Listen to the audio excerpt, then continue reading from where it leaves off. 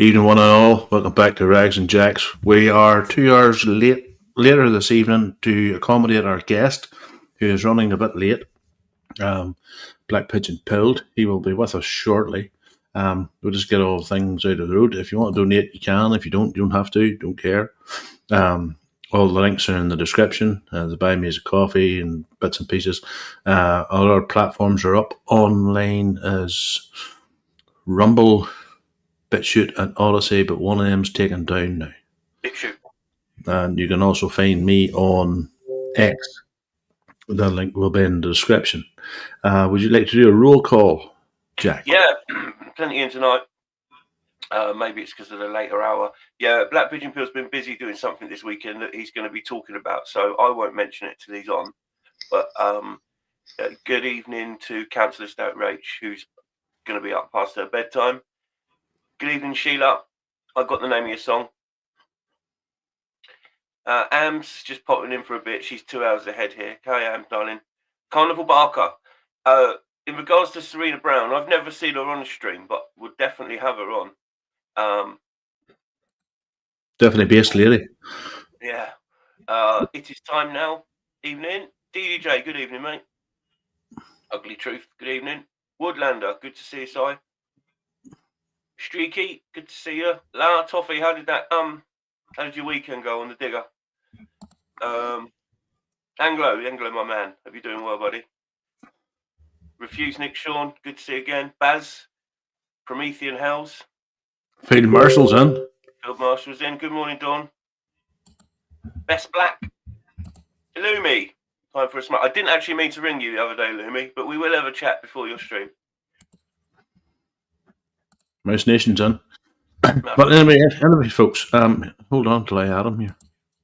Oh. Hello. This man himself. Sorry to keep you guys waiting. I've just come back from London, so that's the reason for my lateness. I do apologise. Yeah, I guess I'll jump right into it. So I've put on. Sorry, guys. I was putting on over the weekend, Saturday to be specific, a Jonathan Bowden Memorial Conference. Now, many of your listeners are familiar with Jonathan Bowden. They are aware of his speeches predominantly, I suppose, but I wasn't aware until this biography by Edward Dutton, otherwise known as the Jolly Heretic on YouTube, of the enormous output that he's had, both in terms of art, poetry, novels, and so on. And I wanted to put together a panel featuring those who knew the man, either professionally or as a friend, as well as those who obviously knew him through his speeches and appreciated him for what he was during the time that he was alive. I learned that he died at the age of 49 in 2012. Of, I believe, a heart attack brought upon by, I think, unfortunately, a kind of mental instability. And there was also discussion about that point towards the end during the Q&A. But the panel was 5 members, 6 including myself, and I hope they won't mind being named as such, but they were Eddie Butler, who was a organizer for the BNP. There was Adrian Davies, who was his personal friend during his early years in the Conservative Monday Club.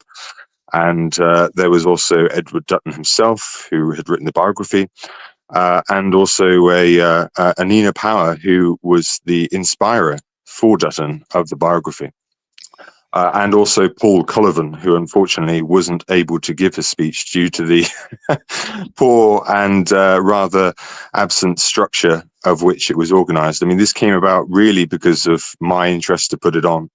I had to put up a certain amount of money in order to actually rent out the room, and it's often quite expensive, £400, £500, £600 usually. And for reasons that should be obvious, I do want to keep the venue location secret because there have been events where it's cancelled or what have you. People find out and they put pressure on the pub landlord or what have you. But it was an amazing time. I was able to fill the room, and I was a bit worried and apprehensive at first because quite a lot of my friends, people that you'd know from the show, Woodlander, Nativist, Toffee, Toller, they all messaged me saying, sorry, mate, I can't make it. So I was like, yeah, how many people am I going to be confronted with? Like maybe it would just be me, and I look rather silly. But no, I filled the room, and there wasn't any seats left for anyone that wanted to come in. I think a few people were actually standing towards the end, and it was for 4.5 hours. But I've been speaking for a while, so I'll let you get a word in edgeways. Woody was in the chat there. He said he was gutted he couldn't make it. So, hey, there'll be other times. Don't worry. Don't worry. I mean, that was one of the things because Paul Cullivan wasn't able to speak, and I was actually personally very much looking forward to what he had to say, given the topic and the kind of theme that he chose for his particular talk. You might know that the biography is called Shaman of the Radical Right, and his talk was titled Jonathan Bowden as Shaman, or Punch and Judy Man. And so I just thought that would be an incredible speech for him to do. And we were talking towards the end about putting on another conference or another meeting later on. I don't know whether it's going to be this year, whether it's going to be in the winter, in the summer. It's a bit up in the air, but there is going to be a part 2. And I understood from Edward Dutton that there's going to be a second book as well. So stay tuned. Right. Is this the thing that you and me have been discussing, or can we mention that on the stream about me putting out on my channel? Oh, yes. I mean, unfortunately, I've got some sad news to say there, Rags. Like, unfortunately, because it was I think I only booked it, I think, in the early days of May. I think it was the 1st or 2nd of May. And because of the short notice that I had, the event, as far as I know, wasn't recorded. I mean, maybe someone in the audience recorded it and we'll make it available later on. I'll have to make my inquiries. But as far as I was concerned, as an organizer, there was no one standing with a tripod or a camera recording, streaming, or documenting the event, as it were. So unfortunately, in my promise to you, I can't fulfill right now. But I think there was a friend who was recording something, and there were certainly photos taken. And I'm happy to pass them on to you if you want that, Rags. Yes. But I'll have to make my inquiries. Yeah. Well, if we record the second one, it'll probably just be just as good as the first one. I'd like to think so. Yeah. Maybe a few more attendees, and I'd be quite happy to put that up on the channel. Yeah. Great. Well, I'm grateful to hear that, Rags. I mean, I don't know whether it will be YouTube safe or whether it'll be an Odyssey exclusive. Who knows? But I certainly wanted the first conference that I put on to be kind of more accessible, less kind of, I guess, edgy or scary or whatever word you want to use, whatever acronym. But the speeches went very well. I thought that it was a pretty adequate usage of audience participation. There were a lot of questions that were had for all members of the panel. I mean, there were questions I had myself for Dutton personally about the biography, such as Alex Kotajic, who I understood was the initial biographer, perhaps even selected when Jonathan was alive to write this thing. And he was entrusted with a diary, which obviously would have offered not only primary but exclusive access to, the thoughts and minds and writings of the man in question. Yes. And he's declined to hand it over. Dutton was making inquiries to him, and he said no. Like whether he has it or not, whether he's destroyed it, I'm not entirely sure. But that obviously would be a prized item to have for any studies on Jonathan Bowden, be it a biography, be it anything, because it's actually the man's writings, right? And so there is going to be a second book coming, as I understand it. What that will focus on, I'm not entirely sure. Both the author and also the publisher were saying that many of the audience that were attracted to the particular subject of Jonathan Bowden, they were very critical of the way in which it was addressed, often focusing upon the lies that Jonathan Bowden said. He claimed to be a millionaire at one point, 5 children, yada, yada, yada. Lots of things which were proven to be untruths at the end of the day. But the way that I saw it, rather than a criticism, I saw it as, you need to take the good with the bad. Who was this man? Like, what did he do? And the fact that he never really held down a job, he never really, married or had children or seemingly led a kind of a conventional life, only intrigued me more. It prompted more questions, not anger, in my particular perspective. And initially, I thought that as an organizer, I had to say something, and I wanted to give an introduction lecture, or just a speech, as it were.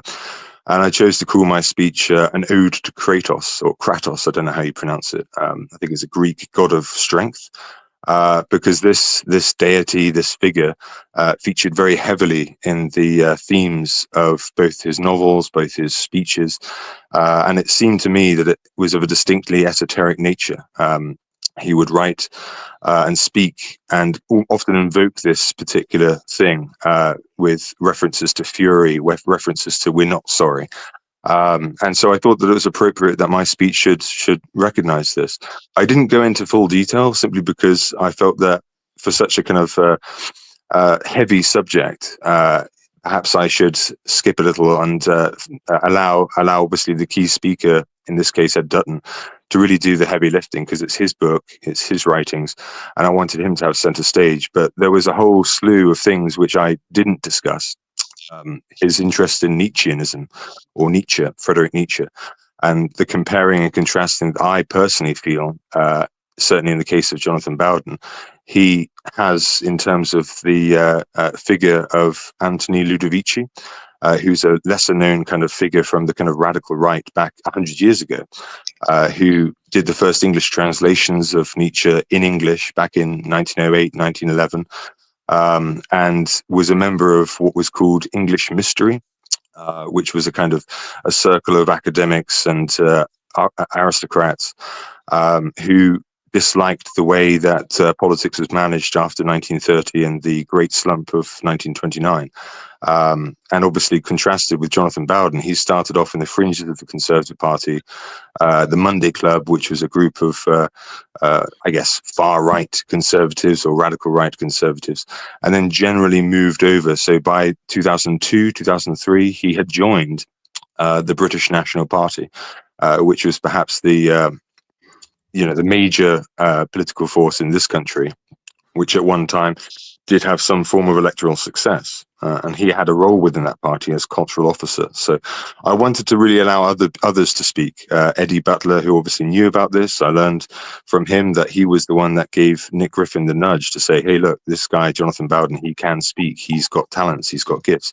We should give him some form of role to actually use his talents in a productive manner.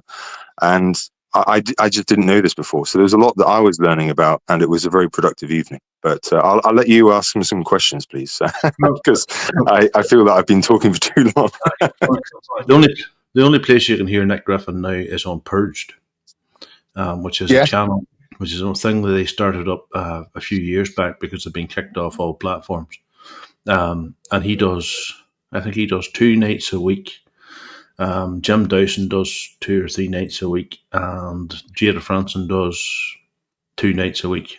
And she has now reformed her party as the Christian Nationalist Party. I don't know if you've heard of that. I haven't, no. I mean, there's a lot of forgotten figures. I mean, who here remembers Richard Spencer, of all people? He was being interviewed and had a series of radio recordings, as I understand it, back with Jonathan Bowden in the late noughties, early 2010s. And I wasn't really aware of that particularly. I think I'd caught 1 or 2. There was a discussion that he had with Richard Spencer, I think, on the issue of homosexuality, and it went on for, I think, 58, 59 minutes or nearly an hour.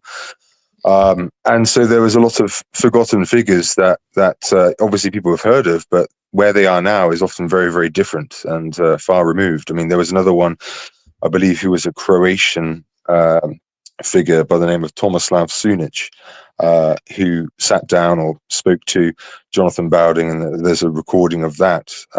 There was also numerous articles that he published for Countercurrents with Greg Johnson, which I wasn't really familiar with. I think totaling maybe 25, 30. So there was a lot that I was discovering that I simply didn't know. And it was interesting putting this event on because there were people that knew him during his lifetime that often gave him a place to stay when he went up to Manchester or when he went up to Newcastle, who gave him lifts because the man couldn't drive. He had very straitened economic circumstances. Never held down a job, as I said. So he did rely on a team of people to effectively make his life possible. And this, in my opinion, just made him more interesting. I know a lot of people have been criticizing Dutton for delivering a biography which, quote unquote, kills the myth. But in my mind, it only intensifies it. Like, how do you survive in a world now where you don't work? You know, there was and I mentioned this in the actual talk, that of all people, strangely enough, like Noam Chomsky said that if you accept a job, you are effectively submitting yourself to a totalitarian system. You work that 9-to-5 system. The alternative is to starve. You've got a choice between what employer you have, but ultimately that is at the end of the day. And it's interesting because it gives you an insight into Jonathan Bowden's mindset, from my perspective anyway, because he did have some interesting, I guess, ideological interest in what could be determined or defined as anarchism. Max Stirner, individualistic anarchism or egoistic anarchism. And again, this was a side which I was familiar with his friendship with Troy Southgate, who unfortunately I couldn't secure for the conference. He was elsewhere. We did discuss the possibility of potentially doing a virtual stream, but friends of mine said that it would probably dampen the overall experience if we were relying on potentially a bad connection or something, or he couldn't hear us maybe. And so we ended up just saying, look, we'll do this another time. But it was important for me to reach out to those who did know him. And there was a group that Troy Southgate was a part of called the London New Right, which I believe he was private secretary or he had some role within. And in my efforts to try and put this on, I wanted to gather as many people as I humanly could who knew him, so that we could share these things. It wasn't just going to be about politics. It wasn't going to be a discussion about, based, quote unquote, politics and solutions. It was really just a commemoration of what the man had done and what the man had achieved, of which there were many. So yeah, I was grateful for putting it on. Friends of mine said that yes, there were some slippages. I forgot my words sometimes, or I was under what's the word for it? Intense. Kind of, my mind was racing. It wasn't that long ago, which I think I met Ed Dutton for the first time, and I think I scared him initially back in 2019 because I was chasing him around the room, and I think he was a bit scared and apprehensive because, you know, when you meet your heroes for the first time, it is quite strange. But there we go. And I thought that he was the right man for the job, and it gives you somewhere to start. And so there we go. Like, it was good. I really appreciate doing it, and I think it's more in keeping with what I've heard other people on the DR, shall we say, Mark Collette, for instance, saying that you should do things IRL in real life, as opposed to just, you know, online activism or what have you. Like, and it gave people a chance to network, to meet up, and commemorate what was a very important figure, in my understanding, and others too, who congealed this and brought these things together. Yeah. Brooke, do you want to? Yeah, I wanted to sort of take you right back to Pigeon, to like, when did you first become aware of Jonathan Bowden, and Sure. What do you know about his childhood and his sort of early years? Yeah, well, I mean, there's how I discovered him, and I mentioned this in my opening speech, was I believe in my undergraduate years as a student in Swansea University studying history. I came across him, I think, in maybe the spring or summer of 2010. And the first video that I remember seeing of him was called The Jonathan Bowden Interview from 2009, during a discussion where he was being interviewed by, I presume, members of the London New Right in the Union Jack Club. And it's, I think, 56 minutes or so of just him being asked questions. And I found it very, very intriguing. I thought that he was a man of incredible erudition. He was well read. He was articulate. He was able to have a commanding stage presence, whether he was sitting, whether he was standing, whether he was electioneering. And it very much comes through within certainly his oratory speeches. Like I said, I wasn't really familiar with his films, with his novels, with his plays, and all manner of other artistic contributions. But for me, the thing that I found most arresting was his Punch and Judy speech. I think that was in 2009, 2010. And after realizing through Ed Dutton's books, most of the content that I remember seeing back then as an undergraduate when I was 18, 19, were his later materials. So H.P. Lovecraft, I think it was T.S. Eliot, Ezra Pound. All of those things were quite late. And the earlier stuff, so Venus Flytrap, that was 2005. And that was a film. I think it's still available on YouTube. There was also Louisiana Half-Face, which I think was in 2010. And I myself, I never met the man. I mean, this is another thing. And Ed Dutton kind of raised it to an almost biblical metaphor by saying that there were those here that knew this man, Jonathan Bowden. And Dutton, in writing his biography, is almost like Saul of Tarsus or Paul, writing about Jonathan Bowden and getting information from those who knew him in life. So he was saying that, you know, the likes of Adrian Davies, for instance, and Eddie Butler, who did know him, were, I guess, like the apostles of Jesus who knew him during his life. I mean, he obviously is well read in theology, and I think that's what his background was. But it did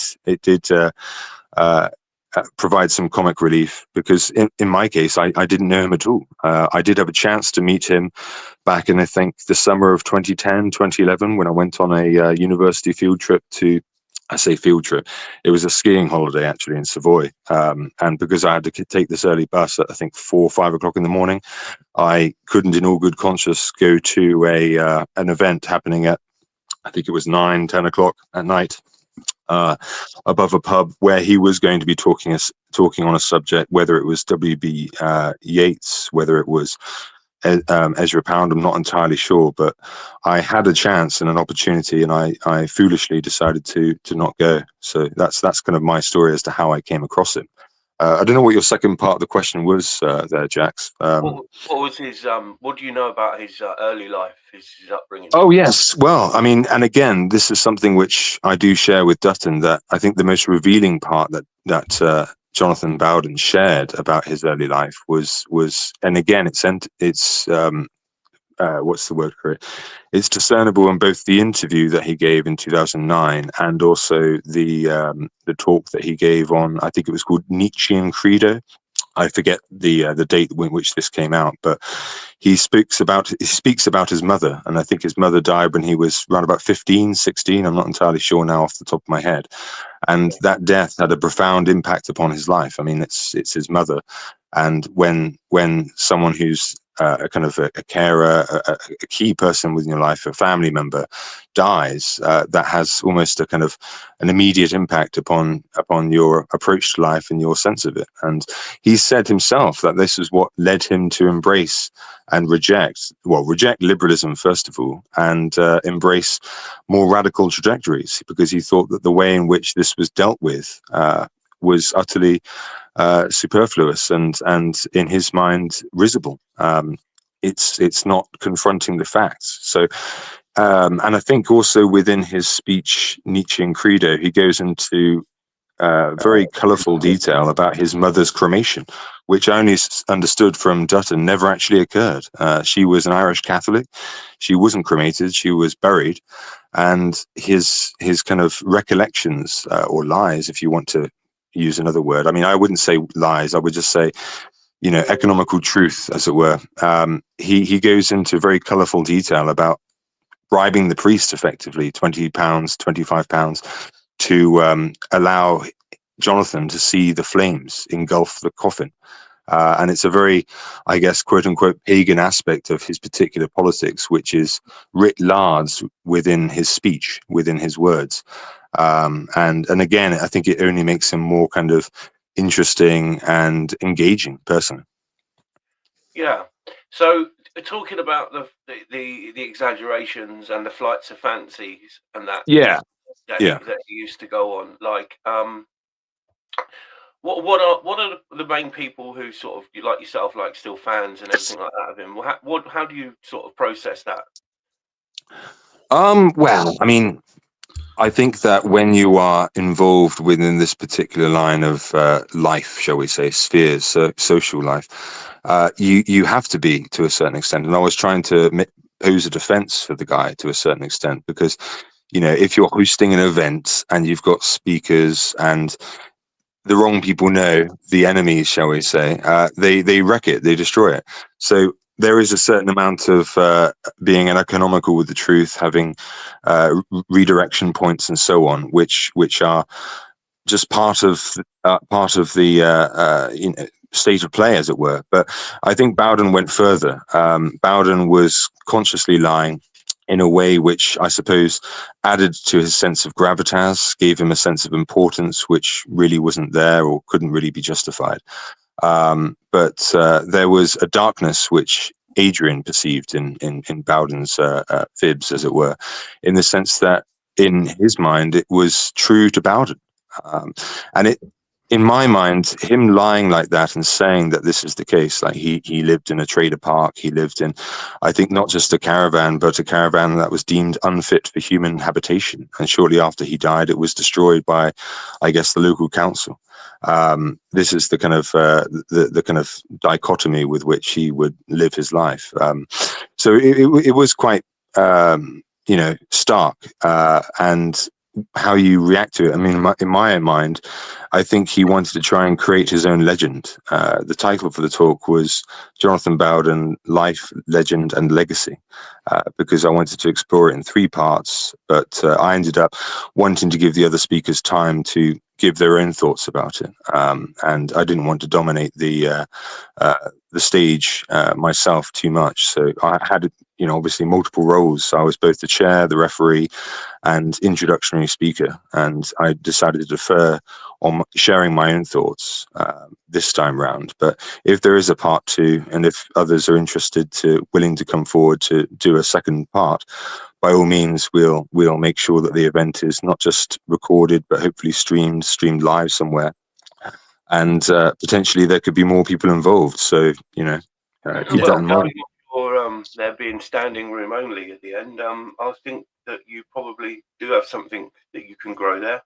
There's obviously a lot of love for the guy and a lot of, like you say, mysticism. Yes. And it's strange, actually, because the way in which the structure worked, the last speaker, who I was most looking forward to his speech, actually, because the title of the book, or the biography, as I should say, is Shaman of the Radical Right. And that immediately has an esoteric connotation, has almost a magical quality to it. Jonathan himself described him as a mediumistic speaker.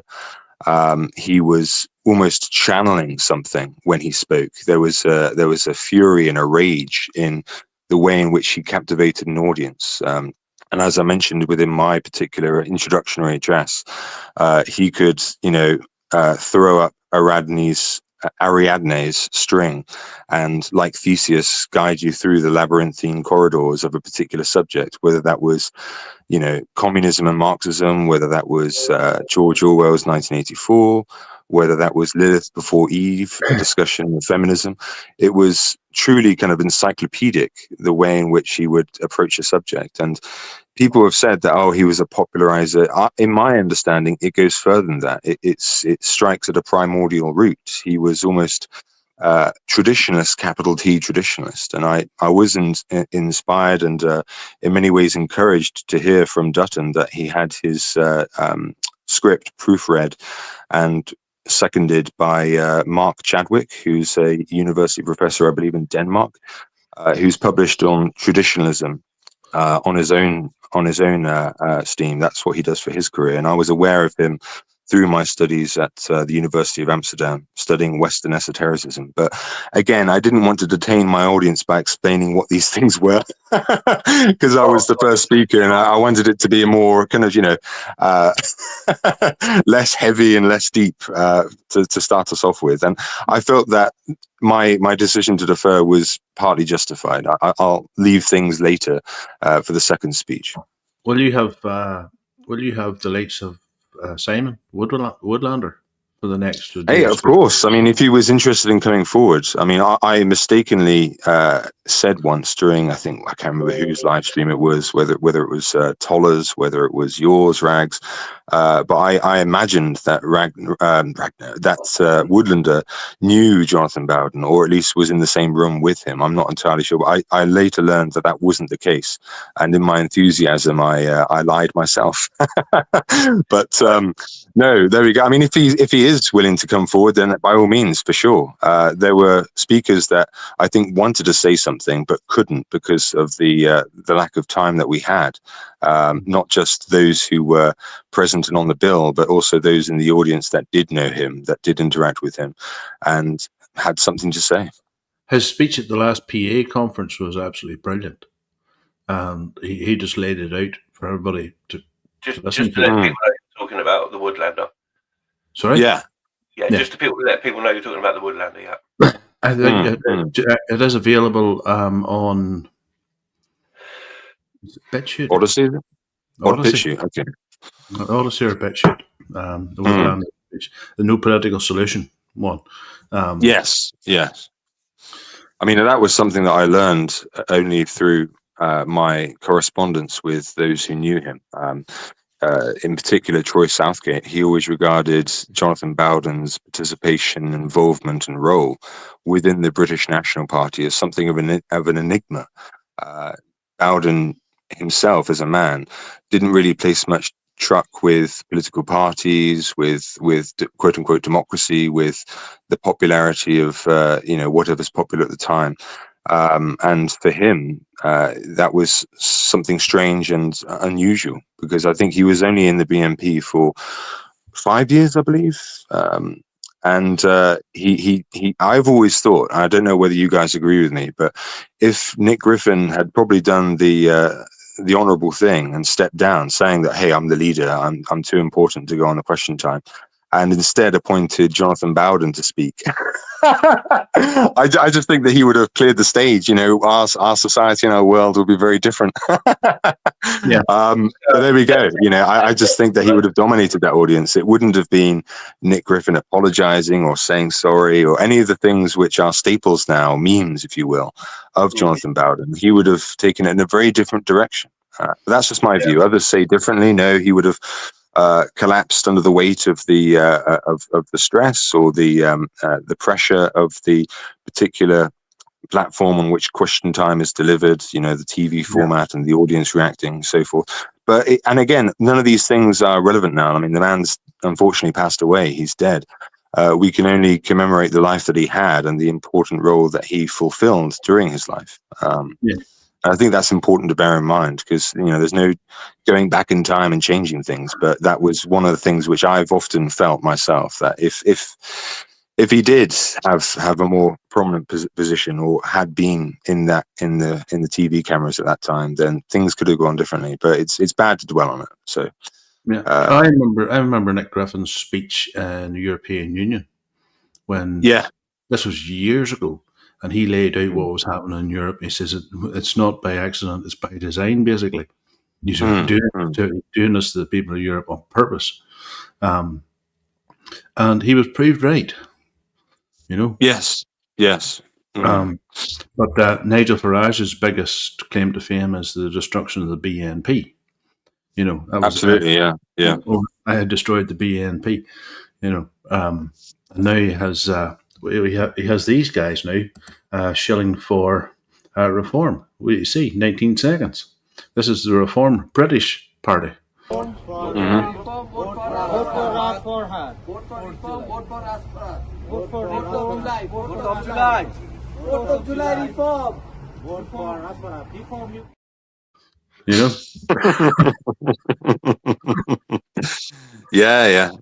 I mean, it's not parody, unfortunately. No, it's not, is it? And again, it in many ways it digs into the heart of the matter, isn't it? Because as things become popular, as things become amenable, there is a desire to make it inclusive, to make it yes. Like, why can't you? I mean, there was a particular court case, if I remember, with the British National Party brought upon by Trevor Phillips. And again, don't quote me the date on this, but I believe it was regarding the British National Party membership. Originally, the party wanted only for those to be white or Caucasian, British, Welsh, Irish, Cornish, Manx, Scottish people to be a member of this party. Like, why should you join if you are part Somalian, part Pakistani, parts, Nigerian. You are not of my ethnic background. You can't do this. I mean, in the same way that if you were to go on a trip to Mecca, say, and you wanted to enter the place where they dance around the black cube, as it were, you can't do that if you aren't a Muslim. And there are certain exclusivities. I mean, you can't, as a man, go into a woman's toilet, for instance. You can't, as a non-doctor, say, go into a hospital ward. Like, there are certain spaces which are exclusive, but the attempt to have BNP membership exclusive to white or white British of Caucasian descent or what have you was challenged in the courts and ultimately overruled. I think they had to change their legal requirements, and all these things are always done for that purpose. And I think in many respects that's where Bowden in particular excelled, because he highlighted inequality versus equality, and the way in which he spoke and the subjects that he chose to address were extremely flashes of brilliance, in my opinion. There were moments of lucidity there which were truly gripping. And as someone who only watched his things shortly before he died and thereafter after he was dead, it only makes him more legendary and more mythical in my perspective, anyway. You say you had Ed Dutton on. No, it's Professor Ed Dutton. And he wears the wee autism badge. Is he actually autistic? I mean, if the statistics are anything to go by, Ragz, I think everyone is now, aren't they? You just don't know it yet. I don't know. I mean, I didn't ask Ed Dutton that particular question. I do know that he has been known to wear an autism badge. I myself, I was diagnosed when I think I was like 8, 9. I think I wasn't even out of primary school when they diagnosed me. But hey, I mean, this is something which has currency in any of these spheres, whether it's Varg Vikernes defending his autistic wife, whether it's someone who's of a kind of quote unquote radical right background, and they just go, "Oh, you're autistic. That's why." I don't know. I mean, you'd have to ask him. Unfortunately, I can't really comment. You're all autistic now. No. Spurs unite. What I'm saying, gentlemen, is there's different grades. There's high functioning autism, and there's other. It's not just you have autism. No, we know that. Yeah. I have 2 kids with autism, and they're high functioning. But fixated on one subject or 2 subjects only. That's it. Yeah.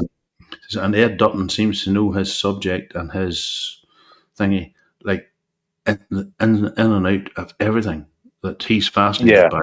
He knows everything about it. So I didn't mean it that he was a Spurg or a Spaz or whatever. No, I think that it's, I mean, there used to be someone, I don't know if they still are active, but there was a user, I think, called Friendly Spurg, right? Or I don't know if that's that. Yeah. I mean, it's just part of the vocabulary now, isn't it? It's just entered into as a colloquialism. And I think the kind of quote unquote negative connotations of it have been shorn now. That's my understanding anyway. I mean, it is something which is, what's the word for it? Ubiquitous in and amongst our social circles. Yeah. Ugly Truth's cracking some brilliant ones tonight. He's on the ZX spectrum. I wanted to ask you. You mentioned at the beginning there. You mentioned that he died very young, at the age of 49, from a heart attack. And his mental health had not been the greatest. Was that definitely like a spiral into that, or had he suffered from the mental illness for a long time? I think certainly his biographer Ed Dutton claims that it was brought upon almost by a kind of a lull in processing his mother's death. Now, I'm not particularly persuaded by that. I think that certainly his withdrawal and ceasing to engage with the British National Party as an organisation had some role to play with that. And again, I learned this from the biography, that there was a a group who were, I think, Nick Griffin loyalists who were calling themselves Covert Underground Nuisance Tactics, which is an acronym that spells a naughty word. And they spread the rumor that Jonathan was a paedophile, which was totally untrue. It was unsubstantiated. The individual who was a paedophile was also Jonathan Bowden, but he was born in 1968, not 1962. Which is the year of Bowden's birth. And this malicious rumor does things. I mean, even if it's a complete blatant lie, the mud sticks, as they say. And I think that played some role in his, oblivion in many respects. Like that was why he died. Where was he living in his caravan unfit for human habitation? He was living in Reading, I believe, but I think that he did, as I learned last night, from many of his friends, that he would often, sofa surf. He would often stay with his friends, whether that was Lady Michelle Renouf, whether that was Adrian Davies, whether that was Eddie Butler.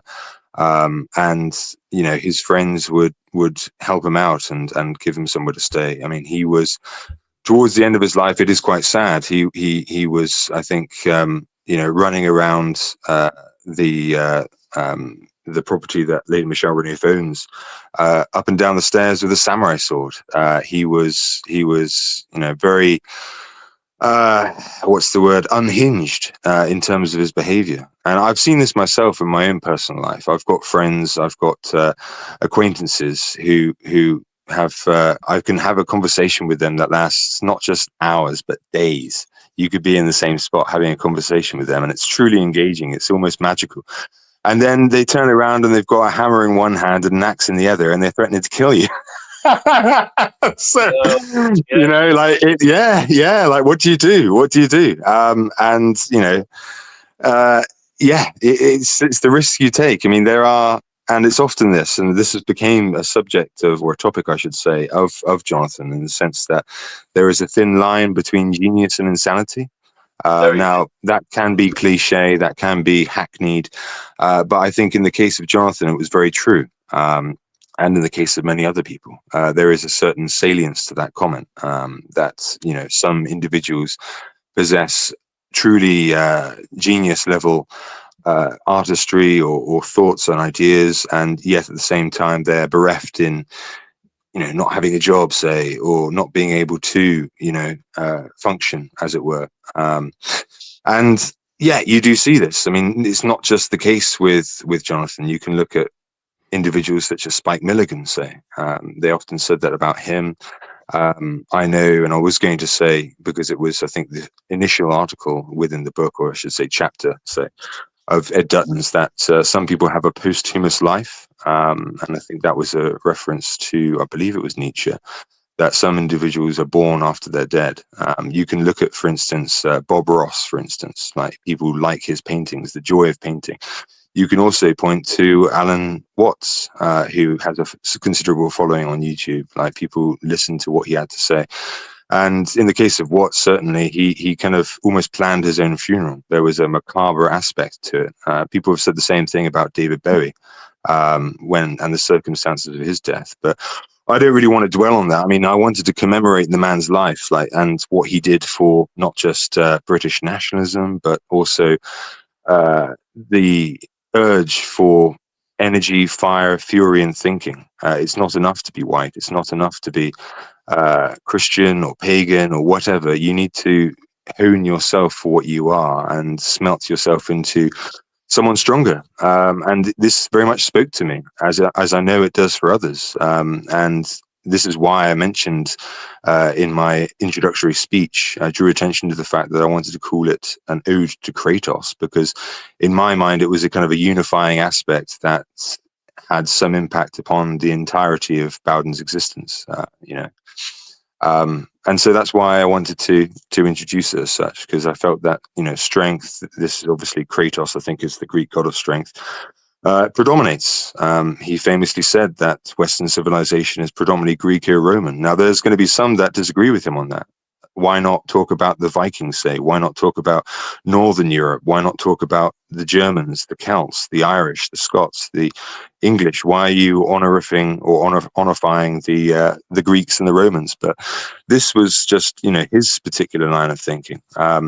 And I respected it for what it was. And it really did speak to me when I was, as I say, 18, 19, 20, during my undergraduate years studying history. Yeah. Did Jonathan have any substance abuse issues?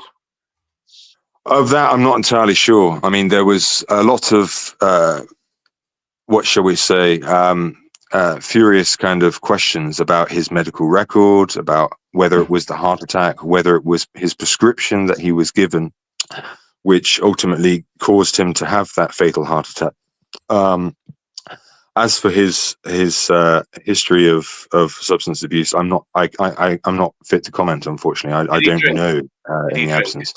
No, I don't think he did. No, I don't think he was a teetotaler, but he would always have a quarter or a half.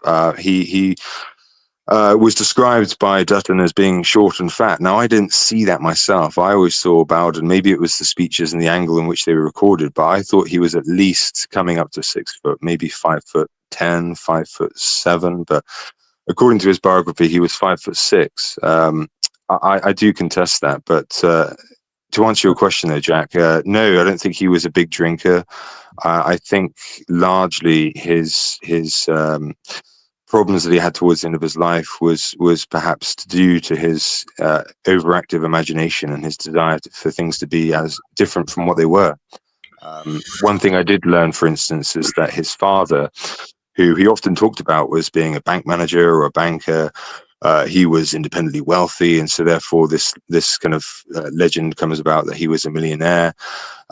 He would have been if his father predeceased him, but as it happened, Jonathan predeceased his father, and I think if things were different, then things would have been very different for him. And maybe it was that desire to will that life into existence, which perhaps, as Adrian Davies said, was one of the most disturbing things about the lies that he spoke. And again, if you call it lies, I agree with Paul Cullivan that too much was perhaps said about, him being a flawed individual, him not living up to, etc., etc. Like, we need to take on board who the man was, with the good and the bad, and what he left for us now in 2025.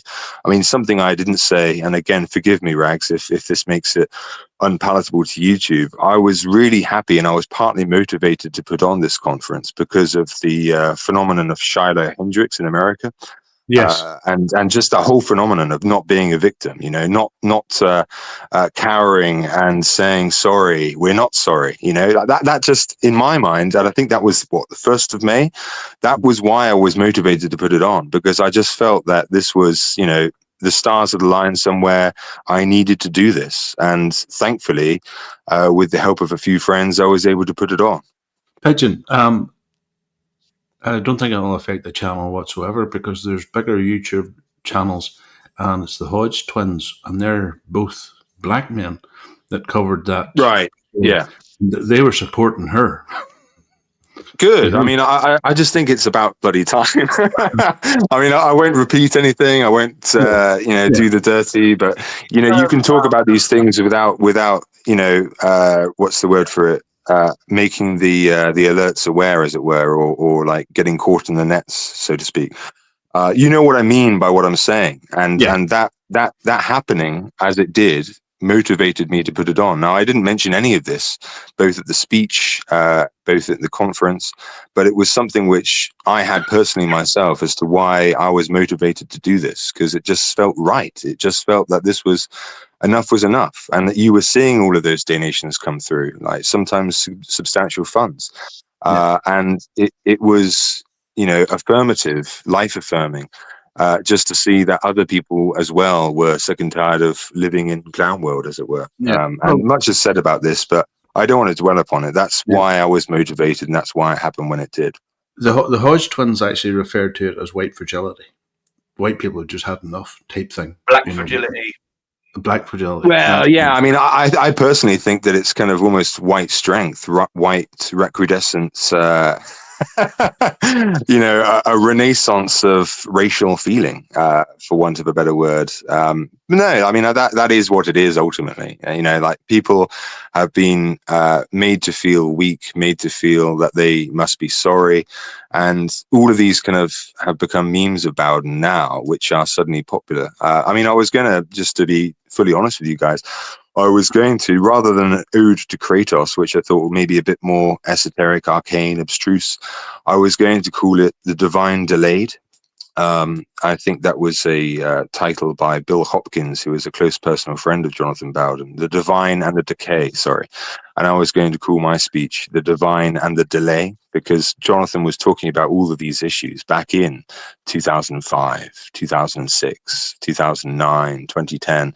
And yet people have discovered them now, sometimes for the first time. Like, and just to be a bit modest about this, like not just myself, but you know, you have academic agents, you've got Scrump Monkey, you've got others, basket weavers, so to say, who have discovered this largely through other people's interactions. And they were people that weren't even often alive when Bowden was giving these speeches. They were, you know, born in 2005, say, and they've discovered them through Ed Dutton's biography, and there's a new slew of readers there, which have come to him through different ways other than my own, you know, and I think that's important to say. Oh, Ed doesn't live in England, does he? Where's he live? Finland. Is it Finland? No, I think he lives in, yeah, I believe so. Finland, correct, yeah. And I can understand the reason for why. I mean, I think that he moved out there, I think, after, because there's a good almost 10 years difference between his age and my age. I was born in 1992. And yeah, he made the decision to leave the country, I think, after the sometime during the Blair years. Finnish wife, hasn't he? I'm not entirely sure, mate. I can't possibly comment. But he's written the biography, and I kind of wanted to support the guy in terms of contesting the criticisms that had been thrown, that Dutton had killed the myth, that he was presenting a broken man. And even Julian, who am I saying? Adrian Davies came to Bowden's defense, and he said that actually Bowden wasn't a broken man when he left the loony bin, quote unquote, sometime in 2010, 2011. He actually gave some of his best speeches, according to Davies, Yukio Mishima, for instance, Hope for a Future Vanguard. These were some of his later speeches, and you can tell that he was changed in terms of his personality, in terms of his character, in terms of how he came across. But there was still something of the man, and he was able to arguably more coherently talk about a given subject. There was less discrepancies with him, say, talking about 1984 and then going on a tangent about Trotsky, or going on a tangent about Stalinism and the Gulag and the camps and so on and so forth, which I particularly enjoyed. And it was interesting to get the other perspectives in the room. Eddie Butler, for instance, didn't really care for his speeches at all. What he enjoyed was Bowden, the guy, Bowden, his friend. He knew him. He got him the job for cultural officer. He was the one that recognized his potential and kind of, you know, in a different way, wholly separate from my own, didn't see the point of his Spinning Top group or his London New Right or any of his speaking roles. What spoke to him was the friend that he knew. I don't know whether Eddie Butler was the one taking him in his car to the various venues, but someone had to. And it was encouraging and endearing to me to hear that people up in the north, up in Newcastle, Manchester, Liverpool, hosted Bowden and allowed him to stay with them. And they came down especially for this conference that, like I said, was really only organized in the space of a week, to be honest with you. And it was really that Shiloh Hendricks phenomenon which motivated me to do it. Sorry, what was that? That's some go, and you should be proud of yourself for that. Hey, thank you very much. I mean, I didn't do it alone. Like, these things often take inordinate expense. I initially thought I couldn't do it because they were asking me a terrific sum of money. But a friend that I knew stepped in and said, hey, do this. And I said, okay, fine.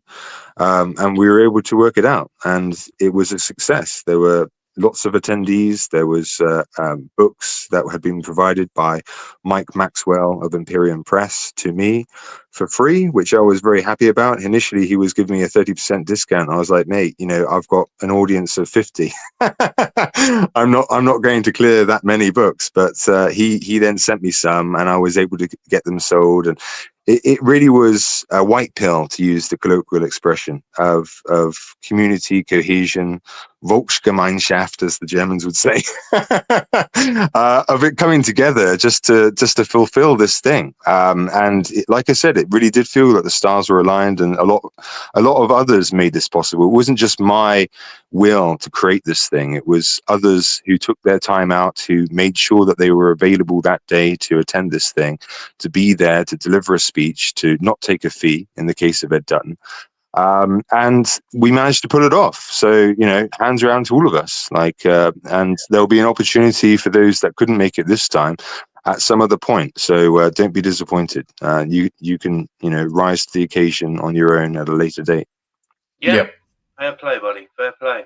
Well, Right, you had the longest weekend, so we won't keep you. There's a lot more to say, but I don't want to make it a 2-hour show, guys. And I appreciate that. I mean, how long have we been speaking for? 58 minutes. Wow. Yeah, we've been there for an hour. We're going to cut it off at an hour tonight. Sure, mate. Sure. You've been travelling up and down on the coaches, right? What's that, on the National Express? Yes. Yeah. National Express. Yeah. Budget bus. That's right.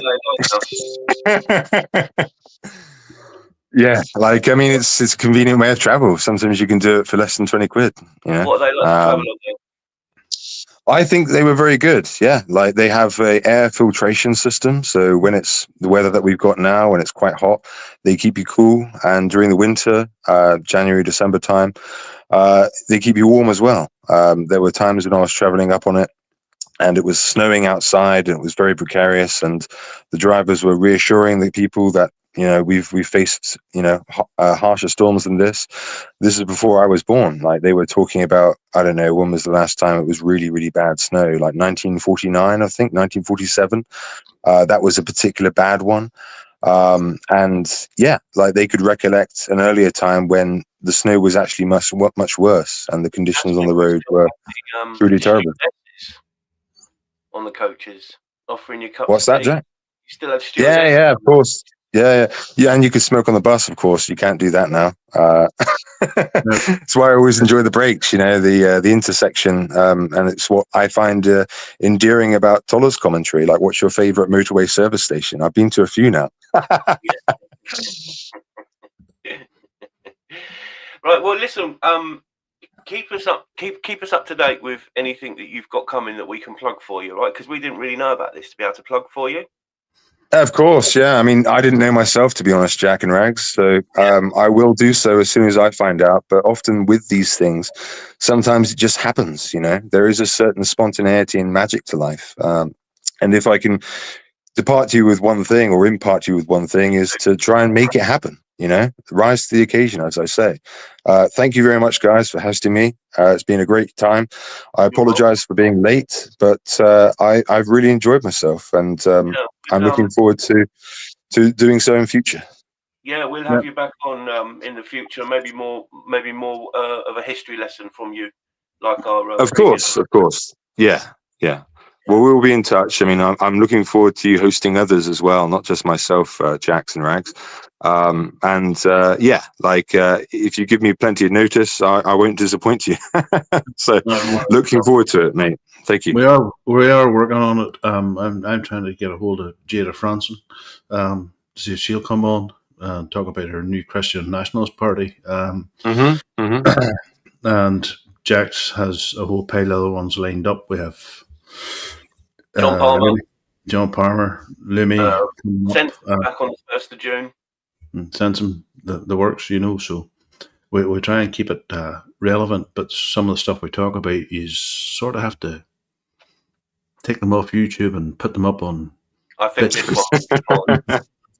Absolutely. Well, I hope you don't have to do that for mine, but there's no telling now. I mean, they put you on for anything.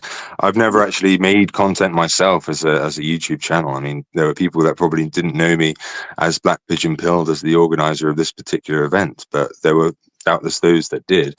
But yeah, like I'm looking forward to doing so in future, and I'll speak to you again, guys. Take care. No problem. Yeah. Keep at it, mate. Keep at it, pal. Speak to you soon. Speak to you soon, guys. Right, folks. So who have we got next week? John Palmer. John Palmer. Don't get somebody said in the chat there, don't get John Palmer. So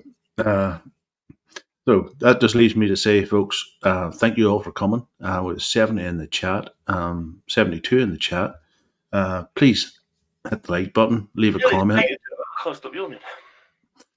Leave a comment, because I'm leaving this one up because we didn't say anything that was horrible. Linda Hunter's in. Hey, Linda. And we will see you next week. And that just leaves me to say, put your comments in, and I will tag your comments as we go along. Good night, God bless, or in my case, Bowden bless.